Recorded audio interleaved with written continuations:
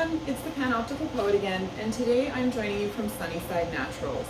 Hannah, the owner, my earliest memories of her are from when she actually worked at another health food store here in Kaslo.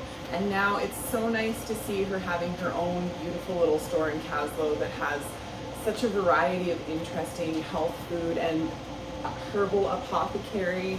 And they also carry my chapbooks here, so it's a store that I love coming to, and my mother raves about the snacks here all the time. And so because of all of that, the poem that I chose to read here today is about my mother and about Kaslo and just growing up, and it's called Growing Pains. As a child, I would sometimes wake screaming in the night, and my mother would come down to my room to rub my legs until I could sleep again. The doctor said it was growing pains and said they were normal for such an abnormally tall child.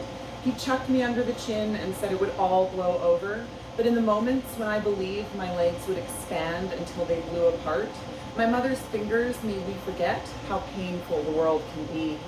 Tall was just one of the ways that I was abnormal. Like my parents, I would never fit into a 9x5 box and be a model member of modernity, and my peers perceived that even then. As far as the kids at school were concerned, I basically was just a face that only a mother could love. And while she fiercely did, there are some growing pains that no hands can rub out. Some invisible scars that embed themselves into the core of your being, like carbon particles hiding under layers of pure glacier.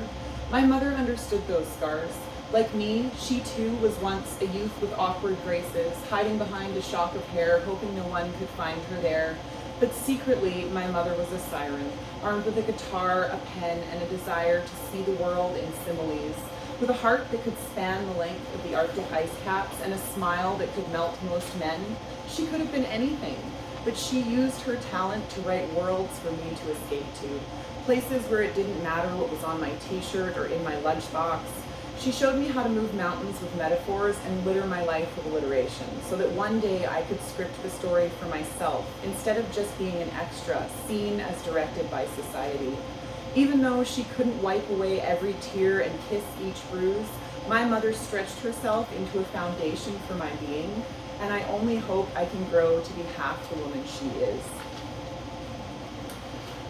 And so one line in that poem, or a few lines, were actually from a song that my mother wrote, and her and I used to perform together. And the line was, hiding behind a shock of hair, hoping no one would see her there.